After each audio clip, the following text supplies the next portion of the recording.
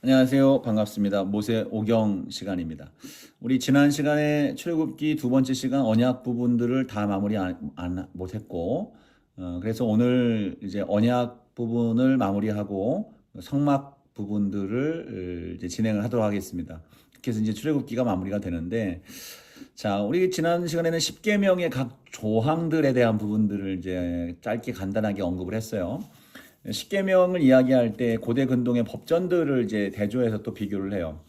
우리가 이제 그 창세기를 이야기할 때도 그 당시 문화를 이야기를 했고, 또 이제 모세 이야기할 때도 그 당시에 또 이제 그런 이름들에 대한 부분들을 이제 언급을 했었습니다. 십계명을 이야기할 때도 고대 근동 그 당시에 바벨론의 함무라비 왕이라고 하는 사람이 제정한 함무라비 법전은 매우 유명한 법전이죠. 우리가 세계사 시간에도 옛날에 배웠을 거예요. 그것들과 비교를 해요. 이후에 나오는 이제 성막에 대한 부분들도 이야기할 때에 뭐 대부분 많은 부분들은 아니겠습니다만 이제 이집트의 신전이라든가 이런 형태들의 유사성들을 찾습니다. 유사성을 찾고 동시에 또 차별성을 찾는 거예요. 근데 유사성이 있는 이유가 무엇이냐? 그러면 요것에 대해서 좀 이상하게 생각할 이유가 전혀 없습니다.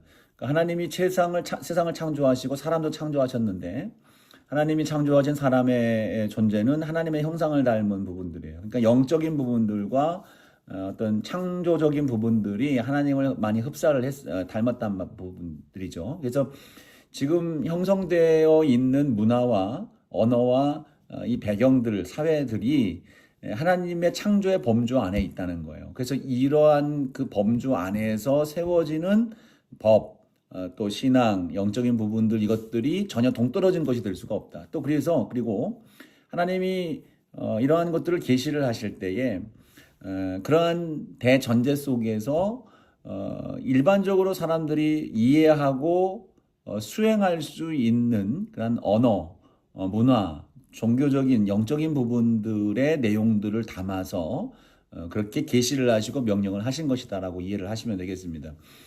다만 유사성이 있지만 그것이 뭐 복사니 반복이니 뭐 이런 유형의 부분이 아니라 하나님이 계시한 것들은 분명한 것은 차별성이 분명히 있다는 거예요. 그 방향성과 그 근본적으로 사람이 만들어서 수행하고 있었던 그 내용들과는 분명한 차별점이 있다는 겁니다. 뭐 여러 가지가 있겠습니다만 십계명과 그 함무라비 고대 법전을 이제 비교를 한다고 한다면 그 법의 형태에 있는 형태가 가장 주목될 만한 차이점이라고 볼 수가 있습니다. 그러니까 함무라비 법전은 뭐뭐하면 뭐뭐한 것이다. 그러니까 만약 뭐뭐하면 뭐뭐할 것이다. 라고 하는 그러한 사건법, 조건법적인 의미로 그 내용으로 담겨져 있어요. 근데 십계명은 반대죠. 이제 절대법입니다. 그러니까 너는 뭐뭐 하지 마라라고 하는 선포적인 거예요. 그러니까 뭐뭐 하면 어떻게 한다라고 하는 개념이 아니라 뭐뭐 해라, 뭐뭐 하지 말아라라고 하는 절대적인 법을 선포를 하는 겁니다. 상황에 상관없이 적용되는 원칙이에요. 이럴 땐 이렇고 저럴 땐 저런 게 아니라 절대적으로 이거를 분명하게 수행해야 될 것에 대한 부분들을 명령을 받는 것입니다. 이런 것은 결국 하나님께서 이스라엘 백성들에게 당연히 가져야 될 삶의 원칙으로 삼아야 될 것임을 말씀해 주시는 것이죠. 그리고 이제 함무라비 법전은 왕이 제정했다고 한다면 이스라엘 이 계명, 십계명은 하나님이 직접 선포를 해주셨습니다. 그 사회의 통치자라고 하는 개념은 같지만 인간 통치자와 신적인 통치자, 창조주로서의 통치의 존재는 전혀 비교할 가치가 되지 않습니다. 또 하나는 이제 함무라비 법전은 상류층 위주의 법이라고 할 수 있다는 거죠. 모든 백성들에게 고루 평등하게 적용되는 부분들이 아니라 상류층에 관련된 부분들에게 적용되는 부분들이 크다라고 하는 거예요. 근데 십계명과 이제 그 이후 모든 이제 계명들은 이스라엘에 있는 노예죠. 또 외국인, 가축, 동물까지도 보호해 줄 수 있는 그러한 아주 평등하고 포괄적인 내용을 담고 있다라고 볼 수가 있습니다. 자, 이렇게 이제 볼 수 있는데, 이제 10계명의 내용들이 마무리가, 끝나면 바로 이어지는 이제, 언약법전이라고 하는, 법이라고 하는 내용들이 이제 시작이 됩니다. 언약법전이라고 하는 이제 용어 자체는, 출애굽기 24장에 7절에 나와 있는 이제 단어를 쓰는데 24장 7절에는 이렇게 얘기하죠. 언약서를 가져다가 백성에게 낭독하여 듣게 하니 언약서라는 표현을 썼어요. 그러니까 언약법이죠. 법전이라고 또 얘기를 하는데 내용은 그렇죠. 그렇습니다. 잠깐만요. 이게 잘 안 되네. 자, 20장 10계명의 말씀이 끝나면 바로 20장 22절부터 이제 제단법이 먼저 시작돼요. 그러니까 이 언약법전에는 크게 이제 세 카테고리로 나눠져 있는데 이 제단법, 하나님께 제사하는 단을 쌓는 것에 대한 부분들을 먼저 얘기를 하시고요. 21장 1절부터 22장까지는 이제 사회법, 민사법이라고 해서 노예에 관련된 법, 폭행에 관련된 거, 가축의 주인이 가져야 돼. 가축이 이제 사고를 칠 때가 있잖아요. 그러면 그 가축에 대한 책임, 또 배상법, 그리고 이렇게 나오고요. 22장 16절부터는 도덕에 관련된 법이 나오고 있어요. 그래서 도덕적, 종교적 도덕에 관련된 법이 공평, 도덕, 안식년, 안식일, 절기 이런 부분들이 그 이후에 이제 도덕, 종교적 법으로서 이제 나오고 있습니다. 이게 이 세 가지 카테고리, 제단법, 사회민사법, 도덕, 종교법이라고 하는 이제 세 카테고리로 이제 분류돼서 우리가 나누어 볼 수가 있습니다. 여기서는 이제 10계명과는 좀 달라요. 그러니까 아까 말씀드렸던 하무라비 법전에서 나왔던 형태와 유사성을 갖는데, 즉 만약 너희들이 이렇게 하면 이렇게 해야 된다. 이렇게 하면 이렇게 한다. 이렇게 할 것이다라고 하는 그러한 내용들로서 형태로서 담겨 있습니다. 그러니까 이거는 10계명의 중심성이죠. 10계명의 중심성들을 인간의 우리의 삶 속에서 어떻게 그 원칙을 중심으로 해서 일상에 적용해 나갈 것인가에 대한 부분들을 언약법전에 담고 있다라고 볼 수가 있습니다.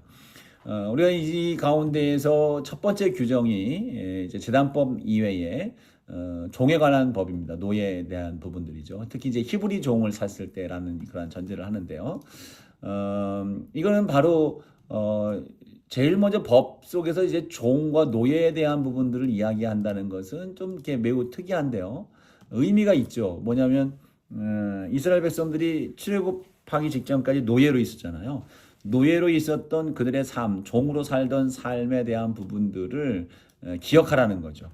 너희들도 하나님의 은혜로 구원받은 존재들이니까 노예의 고통을 잊지 말고, 그리고 그 값없이 얻은 구원에 대한 부분들을 베푸는 차원으로 살아갈 것에 대한 부분들을 명확히 하시는 거예요.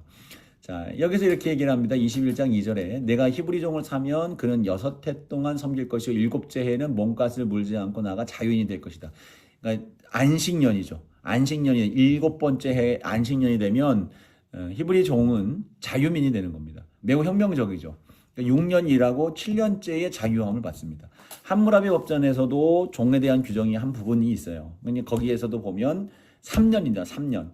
3년을 복무하고 자유민이 되는데 함무라비 법전에서 나오는 이 3년 규정은 대상이 매우 제한됩니다. 상류층에 대한 부분들이고, 그리고 이 3년 노예의 시간으로 정한 것은 경제적으로 빚을 갚지 못할 때에 하나는 거예요. 그러니까 경제적으로 돈을 갚지 못하는 상황 속에서 너는 3년 동안 노예로 복무하고 그 뒤로 자유함을 얻는 것이죠. 근데 여기에 대해서는 이제 이스라엘의 노예법은 더 포괄적인 거예요.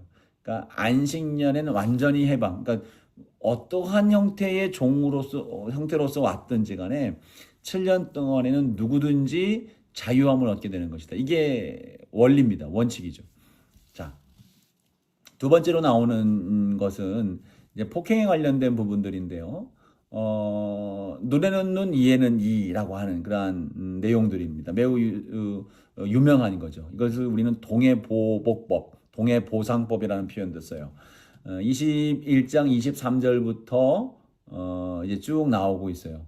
23절 보니까 그러나 다른 애가 있으면 갑대 생명은 생명으로 눈은 눈으로 이는 이로 손은 손으로 발은 발로 된 것은 된 것으로 상하게 하는 상하지. 쭉 이제 똑같은 가치로 그 가해자에게 그러니까 피해를 입힌 가해자에게 보복을 하라는 것입니다. 이것이 이제 동해보상법인데 사실 이게 많이 오해가 되죠. 이것은 이제 나도 똑같이 되갚아준다라고 하는 인식으로 나아가지만 사실은 이 동해보상법은 보복을 제한하는 법입니다. 보복을 제한하는 거예요. 그러니까 고대 사회는 특별한 법에 제한적 테두리가 없기 때문에 보복을 하게 되면 무제한 보복을 하는 거예요. 그러니까 한 대 때리면 10대를 때려주는 거죠. 말로 주고 아니 뭐 대로 주고 말로 갚는다. 10배죠, 10배. 그러니까 이제 이 창세기 4장에서도 보면 가인을 위해서는 7배, 뭐 라멕을 위해서는 뭐 77배로 갚으리라. 그러니까 이 보복에 관련된 부분들은 자기가 받은 것 이상으로 수십 배, 수백 배 하고자 하는 것이 고대의 관행이었습니다. 근데 이 무한한 보복이 있어지면 또 다른 보복이 이제 을 마주하게 되는 것이죠. 보복은 또 다른 보복을 낳게 되어 있어요. 그래서 이 무한 반복적인 보복을 금하게 하기 위한 법이 이제 눈에는 눈, 이에는 이의 법인 거예요. 자, 이러한 것이 이제 매우 중요한데 함무라비 법전에서도 이것이 있어요. 근데 함무라비 법전은 정말 그 의미가 너가 이만큼 가해를 했으니 이만큼 당해야 된다라고 하는 보복적 개념으로서의 접근이라고 한다면 하나님의 계명 속에서 나타나는 이 동해보복법의 전제 속에서는 그만큼만 하라고 하는 제한적 의미를 갖고 있는 것이 중요한 방향성이고 중심성이라고 생각할 수 있습니다. 특히 이제 유대 전통에서는 이 보복 자체를 똑같이 눈을 다치게 했으면 눈을 다치게 해주는 것으로 개념보다도 그만큼에 상응하는 물질적, 금전적 어떤 보상을 해야 된다라고 하는 그러한 이해와 그렇게 해석하는 부분들도 있습니다. 근데 이제 예수님의 보상법은 좀 더 차원이 다르죠. 한 차원 더 끌어올리시죠. 그만큼만 해라라고 하는 그 제한적인 부분에서의 이 법을 더 넘어서서 뭐라고 하십니까? 악한 자를 대적하지 말라 그러죠. 또 그들을 위해서 기도해 주라는 것이죠. 그러니까 동해보복법을 예수님께서 율법을 폐기하러 오신 것이 아니라 더 완성하게 하러 오셨다고 하는 것은 동해보복법, 보상법 자체가 사람들을 보호하고 지키기 위한 것이라고 했었다면 이것에 하나님, 예수님은 더 한층 이것을 강화시켜서 그 근본적 원리, 원칙에 대한 부분들, 즉 그래요. 대적하지 말라고 하는 것과 위에서 오히려 기도해 줄 것임을, 용서해 줄 것임을 예수님이 이제 말씀을 하심으로 그 가치를 더 아주 승화시켰다라고 볼 수가 있는 겁니다. 이어지는 이제 출애굽기 22장 21절 이하의 말씀을 보면, 자, 이때는 이제 사회적 약자를 보호하는 보호법이 나와요. 특히 22장 21절을 보면 이렇게 얘기를 합니다. 너는 이방 나그네를 압제하지 말며 그들을 학대하지 말라. 너희도 애굽 땅에서 나그네였습니다. 자, 여기서 이제 너희도 애굽 땅에서 나그네였습니다. 그러니까 앞서 제가 말씀을 드렸던 것처럼 너희들도 종이었다는 사실. 신명기에서도 보면 이제 모세가 그 부분들을 막 매우 강조를 하거든요. 신명기 6장에도 보면 너희들은 이제 이집트 애굽 땅에서 노예 생활을 했다는 사실을 잊지 말라라고 하는 말씀을 한단 말이에요. 그러니까 여기서도 분명히 얘기하는 바 너희들이 애굽 땅의 노예였다. 너희들도 애굽 땅에서 나그네였다라고 하는 것들을 잊지 말라는 겁니다. 그런 전제 속에서 너희들이 긍휼과 자비를 베풀어 주는 존재가 되는 것, 이것은 매우 중요한 가치가 되는 거예요. 그래서 여기서 이제 사회적인 약자를 누구라고 얘기합니까? 이방 나그네죠. 22절에 보면 22장, 출애굽기 22장이에요. 22장 21절을 보면 나그네, 그리고 22절을 보면 과부나 고아를 이제 괴롭게 하지 말라라고 이제 강력하게 말씀을 하고 있는 거예요. 이방인, 과부, 고아. 이건 이 당시는 지금도 물론 참 안타까운 대상들이지만 그 당시에는 이제 이들에게는 경제권이 이제 전혀 없잖아요. 과부가 되고 남편이 죽으면 이제 이제 뭐 어떻게 먹고 살 수 있는 그런 부분들이 없단 말이죠. 그래서 고아도 마찬가지죠. 이러한 것들에 대해서 강력하게 보호를 해줄 것을 명하는 겁니다. 자, 이것이 이유가 뭐예요? 나그네였다는 것, 자기들을 또 보호받을 수 없었던 그러한 시기와 과정을 겪었기 때문에 이것을 상기하여 너희들도 베풀고 나누고 섬기는 일들을 명하실 뿐 아니라 또 하나의 의미는 하나님의 성품 자체가 그래요. 하나님은 자비로우신 분입니다. 하나님은 자비로우신 분이기 때문에 그 자비로우심으로 인해서 하나님의 그 성품이 자연스럽게 나올 수밖에 없는 것들이죠. 그러니까 27절 말씀을 한번 보세요. 출애굽기 22장 27절 이렇게 나오고 있어요. 그것이 유일한 옷이라 그것이 그 알몸을 가릴 것인지 그가 무엇을 입고 자겠느냐 그가 내게 부르짖으면 내가 들으리니 나는 자비로운 자입니다. 자, 여기서 이제 이 말은 지금 이제 돛을 구워서 겉옷을 전당 잡았어요. 그 당시 이제 유대 사회에서는 그 당시 광야 지역에서는 이 겉옷 자체가 매우 가치 있는 거잖아요.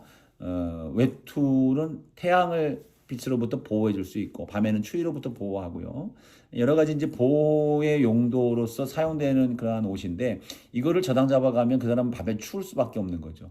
이런 고통 속에 있기 때문에 이런 것들을 저당 잡지 말고 돌려주라는 겁니다. 근데 이제 이러한 상황 속에서 하나님이 주시는 이제 이러한 것들의 대전제는 너희들도 나그네였다. 돌봄과 또 고통과 어려움 속에 있었던 존재다라고 하는 것도 하나고 또 하나는 27절에 나오는 것처럼 하나님은 자비로우신 성품 속에서 자연스럽게 이것이 강조가 될 수밖에 없음을 하나님이 말씀을 하고 있는 겁니다.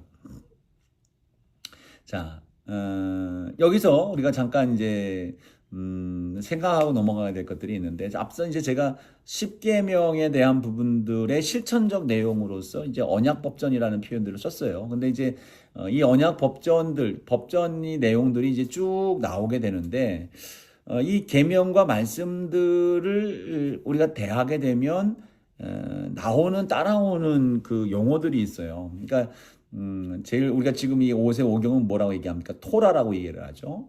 토라. 이 토라는 여러분 다 아시겠지만 그 다음 또 나오는 세 가지 중요한 단어가 있는데 우리가 학문을 할 때 신학을 할 때 나오는 단어들입니다. 미시나, 미드라시, 또 탈무드라고 하는 단어가 나와요.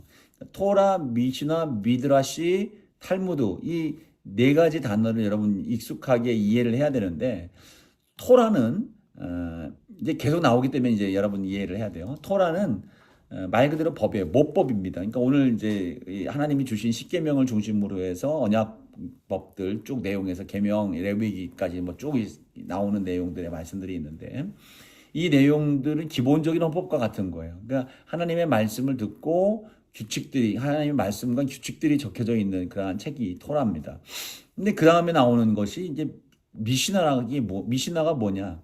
미시나는 이 하나님의 주신 말씀 토라를 받아서 수행을 하려다 보니까 일상적으로 어떻게 적용을 해 나가야 되는지가 이제 문제가 생기는 거예요. 그래서 이걸 어떻게 구체적으로 어떻게 해야 될까, 어떤 것이 어떻게 지켜야 되는 것인가라고 하는 것들을 이제 논의한 게 미시나.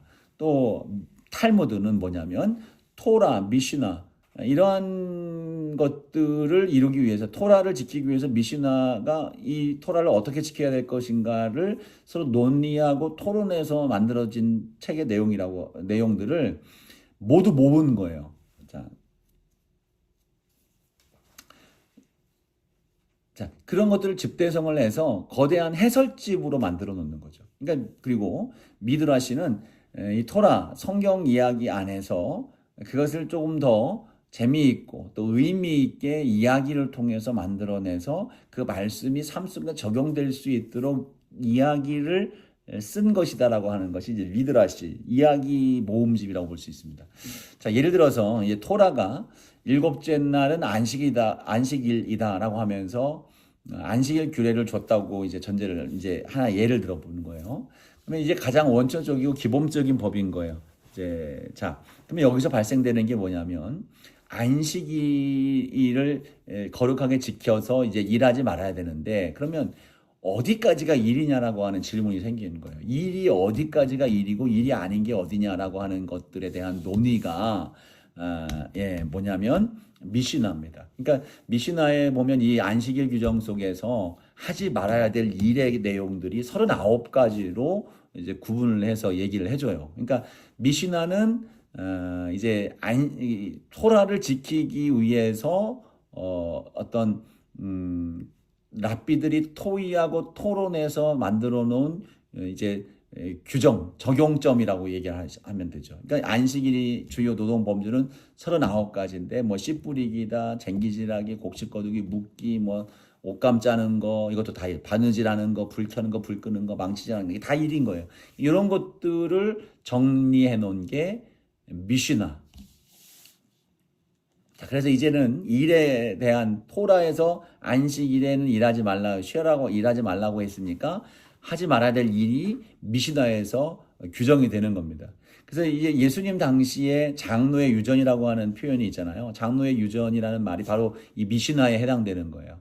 그러니까 토라 이외에 이 토라를 지키기 위해서 규정해 놓은 규정집들, 이것이 이제 미시나인 거죠. 사실 이게 처음부터 있었던 건 아니고요. 기원전 2세기 정도에부터 이것이 집대성이 되어서 모아놓기 시작하고 뭐 편집된 책으로서 이해를 하시면 될 것 같습니다. 자, 그런 거에서 탈무드는 뭐냐? 그런 미시나를 만들기 위해서 랍비들이 끊임없이 행한 토론과 그리고 결정된 과정을 적어놓은 판례집이 탈무드인 거예요. 그러니까 미시나에서 예를 들어서 바느질을 하지 말라, 물건을 옮기지 말라라고 규정을 했을 때에 삶 속에서 수많은 상황과 딜레마가 생길 때에 랍비들이 계속 토론을 하는 거잖아요. 이게 정말 바느질이면 그 몇 담을 하는 게 또 바느질이냐 이런 걸 얘기하면서 막 얘기를 하고, 또 만약에 예를 들어서 바느질을 하다 말고 꽂힌 채로 바깥으로 나가는 건 뭐 가능하냐 뭐 이런 얘기들을 막 하는 거예요.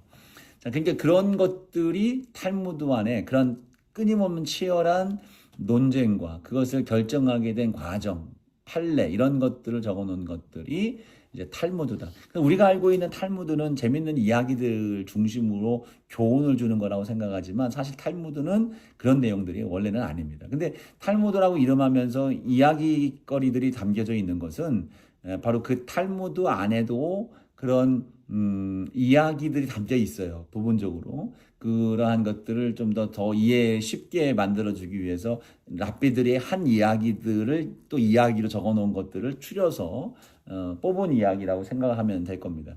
우리가 이제 탈무드에 대한 내용들은 가능한 탈무드라고 인식하고 있는 그러한 우리가 알고 있는 탈무드의 내용들은 미드라시하고 사실은 어떤 내용이 중복이 돼요. 그러니까 미드라시는 뭐냐면 이야기와 비유를 통해서 하나님의 말씀, 계명을 더 쉽게 적용시켜 주는 거라고 생각하면 돼요. 미드라시는 딱딱한 법조항을 삶 속에서 어떻게 지혜롭게 우리의 삶에 적용시켜서 감동으로써 이걸 풀어낼 수 있느냐. 이런 교훈을 비유와 이야기 이런 것들을 통해서 우리에게 전해주고 있는 거죠.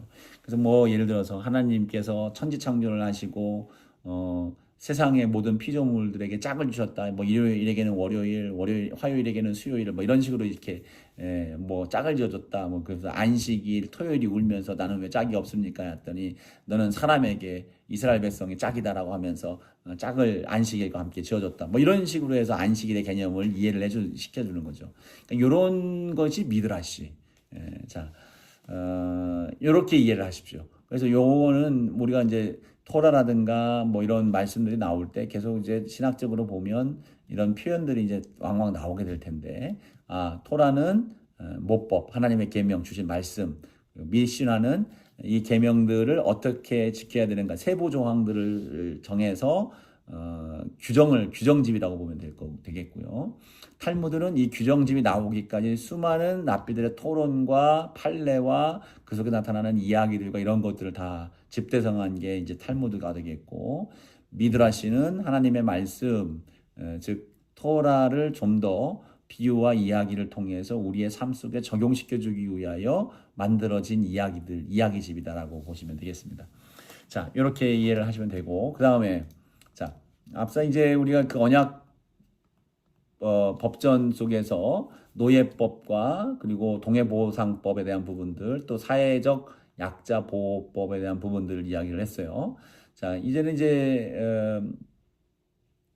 그런 이야기들을 중심으로 해서 쭉 이제 그런 계명들이 주어졌는데 출애굽기 24장 이후로서는 이제 이 말씀들이 선포가 되고 이스라엘 백성들과 이제 언약을 체결하는 의식을 갖게 됩니다. 언약을 체결하는 의식. 그래서 그 말씀이 이제 출애굽기 24장 7절, 8절에 나오는 말씀이죠. 그래서 다시 보시면 아까 이제 나 했던 언약서라고 하는 표현이 있었잖아요.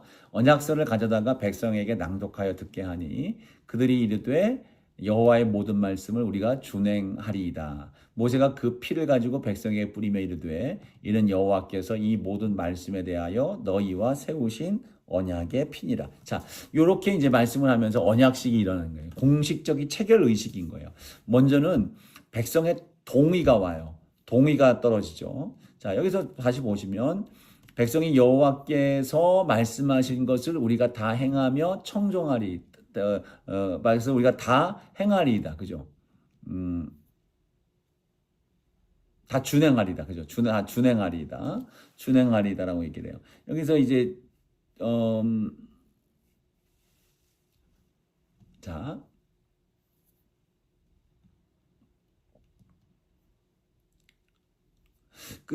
여기 보면 히브리의 이제 원어를 보면 여기는 두 가지의 다짐들이 있어요. 우리가 행하고 그리고 듣겠나이다. 그러니까 준행이라고 하는 표현이 이제 이 두 단어를 다 함축 포함한 이제 단어인데 그렇게 번역이 됐는데 우리가 행하고 그리고 듣겠습니다. 그러니까 이 어순에 대한 부분들이 두 가지 이제 가치를 이야기하는데 우리가 행하고 그 다음에 이해한다라고 하는 것은 이제 이해한 다음에 생각한 다음에 순종하겠다라는 개념이 아니고 순종이 먼저예요. 순종을 하겠다는 결단 뒤에 그 순종의 과정 속에서 하나님의 뜻을 더 깊이 이해할 수 있다는 것을 의미하는 거죠. 다시 말하면 지금 이게 준행한다라고 하는 표현이 이제 히브리 어순 속에서 행하고 듣겠습니다라는 표현이 돼요. 행하고 그리고 듣겠습니다. 이것은 결국 우리가 순종이 우선되고 그 다음에 순종의 과정을 통해서 하나님의 말씀이 이해가 되고 수용이 되는 것을 의미하는 거예요. 그래서 우리가 하나님의 말씀에 대한 부분들은 절대적 순종이 우선이 되는 겁니다. 그리고 그 이해는 순종의 과정을 통해서 당연히 이해가 될 수밖에 없다는 것입니다. 두 번째, 이 언약의 중요한 공식적 체결 의식의 중요한 요소는 언약의 피예요. 짐승의 피를 모세가 이제 반은 제단에 뿌리고 반은 백성에게 뿌립니다. 자, 그죠? 8절 말씀에 그렇게 나와 있어요. 모세가 그 피를 가지고 백성에게 뿌리며 이르되 이는 여호와께서 이 모든 말씀에 대하여 너희와 세우신 언약의 피니라. 자, 그냥 이것이 결국 무엇입니까? 피의 관계예요. 그러니까 피의 관계. 두 양자를 결속시키는 피의 관계로서 나아가는 거예요. 자, 이 6절에서도 이게 제가 빼먹었습니다만 6절에 보면 모세가 피를 가지고 반은 여러 양푼에 담고 반은 제단에 뿌리고 그죠? 제단에 뿌렸고요. 8절에 보면 모세가 그 피를 가지고 백성에게 뿌렸다. 그러니까 제단에 뿌렸다는 것은 하나님의 편이죠. 그리고 백성에게 뿌린 건 말 그대로 백성에게 뿌린 겁니다. 그러니까 하나님과 백성이 피의 결속의 순간이 되는 겁니다. 예수님께서도 이제 최후 만찬에서 새 언약을 주시잖아요. 새 언약을 주시면서 이제 그 언약에 의하여 뿌려진 피가 예수님의 보혈로 대체가 되는 거예요. 그래서 예수님의 잔 피를 마시면서 언약이 이루어지는 내 피로 이루어지는 새 언약이라는 말씀을 하시면서 이 피의 의미가 매우 생명의 관계, 또 혈연의 관계, 연합의 관계에 준한 그런 상태가 되는 것을 말하고 있는 거예요. 자, 그 다음에 이제 있어지는 일들이 이제 이 피의 언약이 있어잖아요. 피의 언약이 있은 뒤에 32장으로 넘어갑니다. 그러니까 이 전체적인 이제 언약의 구조를 우리가 볼 때 말이죠. 32장으로 넘어가면 금송아지 사건이 나옵니다. 금송아지 사건. 계명이 다 수용이 된 뒤에 이 모세가 자, 그 뒤에 이제 이따가 이제 좀 전에 우리가 좀 이따 나눌 이제 성막에 대한 부분들이 쭉 나오고 이 말씀들이 다 주어진 뒤에 하나님께서 모세를 부르시죠. 모세를 부르셔서 그 산에 올라서 증거판을 이제 계명이 적혀 있는 증거판을 주시기 위해서 이제 40일 주야를 이제 시내산 위에 올라가서 머무르게 됩니다. 그런 상황 속에서 이 이스라엘 백성들이 출애굽기 32장에 보면 아주 잘못된 행동을 하게 되는 상황들이 발생을 하게 됩니다. 잘못된 행동이 바로 무엇입니까? 이 40일 동안 기다려도 모세가 내려오지 않자 그 아래에서 백성들이 송아지 형상을 금으로 만들고 이 송아지가 여호와다, 우리를 구원한 여호와다라고 하는 그러한 규정과 또 축제를 해요. 이 송아지라고 하는 존재는 뭡니까? 이집트의 아피스, 이제 가나안의 바알을 또 형상을 하기도 하고요. 그러니까 이집트든 가나안이든 지금 이 송아지 형상을 통해서 송아지를 우상으로 만들고 있는 그런 상황인데 그 우상을 만들어 놓고 자신들을 인도한 여호와다라고 동일시한 거예요. 근데 이제 완전히 잘못되죠. 그러니까 이거 지금 십계명에서 어떤 우상의 형태도 만들지 말라고 말씀을 하신 이후에 있어진 일들이란 말이에요. 그러니까 금방 말했는데 금방 지키지 않아요. 그러니까 이 상황이 지금 이스라엘 백성들에게 나옵니다. 이제 이 모습을 보고 하나님이 진도를 하시죠. 모세도 마찬가지입니다. 내려와서 하나님께 받은 이 계명 돌판을 깨트리죠. 깨트리는 것은 결국 뭘 얘기를 합니까? 언약 자체가 파기된 걸 얘기를 해요.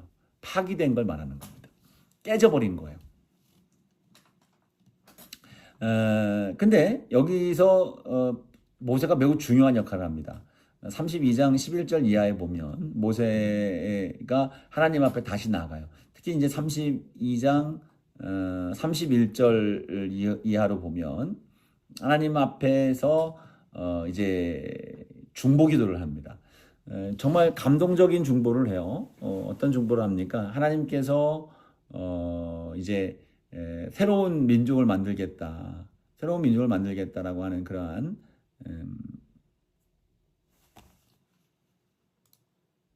죄송해요. 이 부분이 지금 언급된 부분들이 아니고 지금 이제 징계가 내려오는 이 상황 속에서 이 자기 생명을 걸고 이제 중보를 해요. 그들의 죄를 용서해 달라고 간구를 합니다. 죄를 용서해 달라고 하면서 모세가 하나님 앞에 고한 것은 용서가 되지 않으면 저를 지워 주십시오. 저를 없이 해달라고 생명책에 주님이 기록하신 책에서 내 이름을 지워달라고 이 32장 32절에 나오는 얘기네요. 그러나 이제 그들의 죄를 사하시옵소서. 그렇지 아니하오면 원하건대 주께서 기록하신 책에서 내 이름을 지워버려 주십시오. 그러니까 이 죄에 용서받을 수 없는 죄임을 모세가 직감하고 하나님 앞에 긍휼을 구하되 자기 생명을 걸고 구하는 거예요. 자, 이것이 결국 이제 모세의 모습도 예수 그리스도의 원형이 되는 겁니다. 그러니까 예수님의 십자가의 예표가 되는 건데 그 생명을 걸고 나아가는 거예요. 그러니까 아브라함이 소돔을 위해서, 즉 소돔보다 더 이제 자신의 조카인 롯을 위해서 간구하는 장면들이 나오는데 이 아브라함이 했던 중보보다 훨씬 더 깊어지는 단계가 모세의 중보기도예요.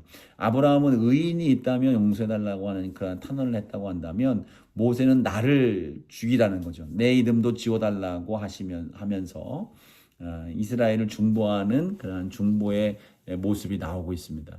여기에 대해서 이제 하나님께서 받아들이시죠.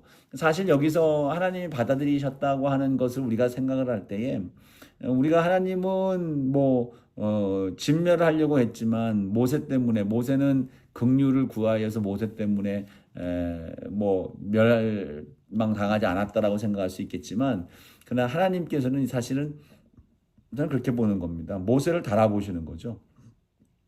징계는 징계죠. 징계는 받을 수밖에 없는 겁니다. 근데 하나님께서 모세의 그 헌신적 태도와 중보자로서의 태도를 통해서 모세에게 이스라엘 백성들을 위임하는 것과 마찬가지의 개념이라고 생각을 합니다. 그러니까 정말 그 모세에게 다 맡겼다기보다도 모세를 통해서 하나님이 이제 이스라엘 백성들을 새롭게 만들어 가는 데 있어서 중요한 구심점의 역할을 하는 것에 대한 인정합니다.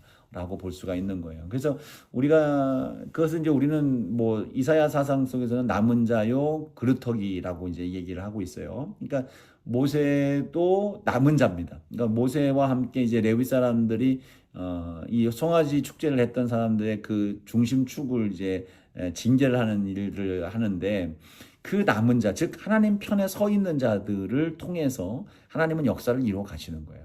모세가 하나님 앞에 전적으로 서 있는 거죠. 하나님의 마음을 닮았어요. 중보자로서 생명을 내어놓기를 결단하는 그 모습 속에서 하나님은 그와만한 그런 마음과 그릇을 통해서 그 중심으로 하나님의 백성들을 세워가는 구심점의 역할을 하는 그런 중요한 자리에 서여 놓으시는 거예요.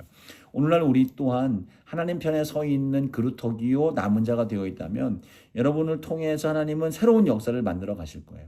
이전에 있었던 교회, 이전에 있었던 가정, 이전에 있었던 그런 어떠한 상황 속에서 어떠한 공동체 안에서도 여러분이 남은 자로 서 있다고 한다면 여러분을 통해서 여러분 때문에 하나님께서는 소망을 그 가운데 두시고 은혜로운 역사를 다시 시작을 해 나가신다는 거예요. 그런 의미에서 모세가 이런 중보를 하는 건 매우 중요한 지점에서의 고백이 되는 것이죠. 자, 이런 상황 속에서 모세가 하나님께 이제 더 간구를 합니다. 이제 33장에 넘어가면 18절 말씀을 보세요. 18절 말씀을 보면 모세가 이르되 원하건대 주의 영광을 내게 보이십시오.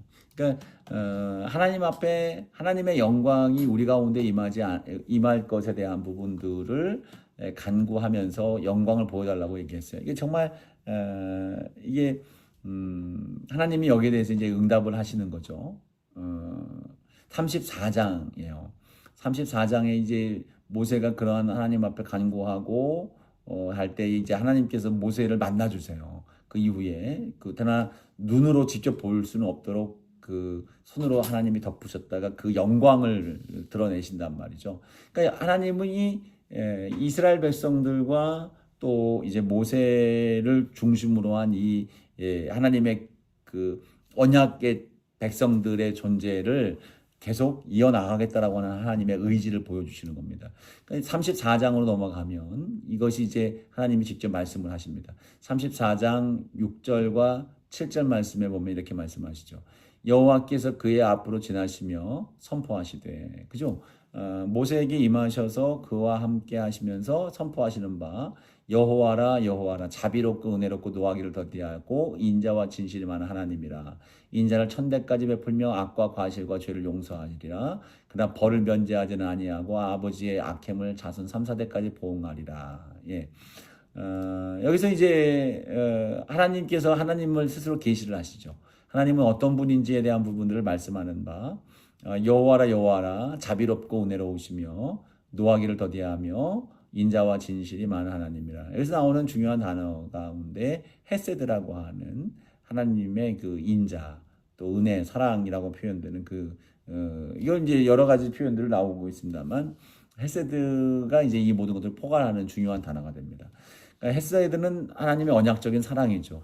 하나님의 신실한 사랑, 이런 것을 이제 헤세드라고 해서 이 헤세드라고 하는 하나님의 자비, 사랑, 그 은혜 이러한 것들을 여러 단어들로 번역을 했어요.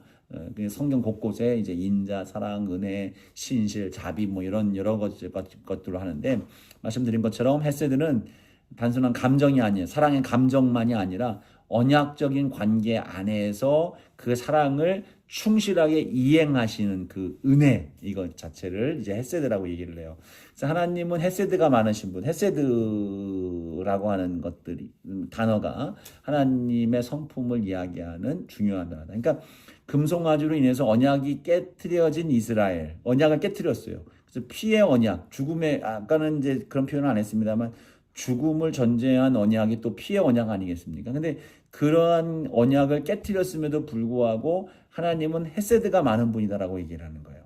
헤세드가 많은 분. 그러니까 절대 포기하지 아니하시는 은혜를 말씀하는 겁니다. 여기 말씀하실 때에도 마지막에 앞에서는 전부 다 자비, 은혜, 뭐 1000대까지 은혜를 베풀 것이다라고 쭉 말씀하지만 맨 마지막에 이제 그래도 죄에 대해서 면제해 주지는 않는다. 그 죄과에 대한 대가는 지불해야 된다라고 하면서 3, 4대까지 이를 것이다라고 이제 말씀을 하고 있는데 하나님의 은혜가 압도적으로 큰 것에 대한 부분들을 말하고 있는 거예요. 그러면서 동시에 하나님은 이 당신을 계시하심으로 인해서 언약을 갱신하시는 거죠. 자, 10절 34장 10절을 한번 보세요.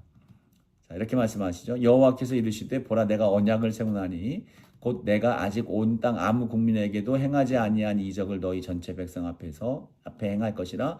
내가 머무는 나라 백성이 다 여호와의 행하심을 보리니 내가 너를 위하여 행할 이 두려운 것입니다. 그러니까 여기서 보세요. 다시 한번 여호와께서 이르시되 보라 내가 언약을 세우나니 다시 언약을 세우는 거예요. 그러니까 하나님께서 언약을 다시 세우셔서 송아지 사건으로 인해서 깨어졌던 그 언약 위에 다시 하나님의 은혜가 임하고 있다는 거예요. 자, 여기서 이제 성막으로 넘어가는데요.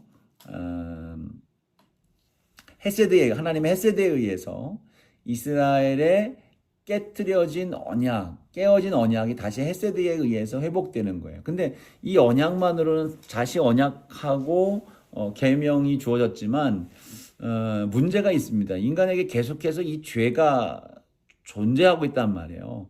그러니까 지금 얘기했던 것처럼 언약이 세워졌음에도 불구하고 인간의 죄로 말미암아 이 언약이 깨졌어요. 그러면 이게 이제 계속해서 나타날 일들이란 말이죠. 이 역사 속에서 계속 있었죠. 그렇다면 이 인간에게 발생되는 죄의 문제를 어떻게 할 것인가? 이 죄의 문제가 중요한 것은 뭐냐면 하나님의 거룩한 백성들이 하나님의 백성들이 하나님과 함께 동거하기 위한다면 하나님의 거룩함 앞에 이들도 거룩해야 되는데 죄의 문제가 걸린단 말이에요. 이걸 어떻게 해결해야 될 것이냐? 이것이 바로 성막인 거예요. 이거 성막, 즉 인간의 계명으로 말미암아 사도 바울은 그걸 이렇게 해석을 했잖아요.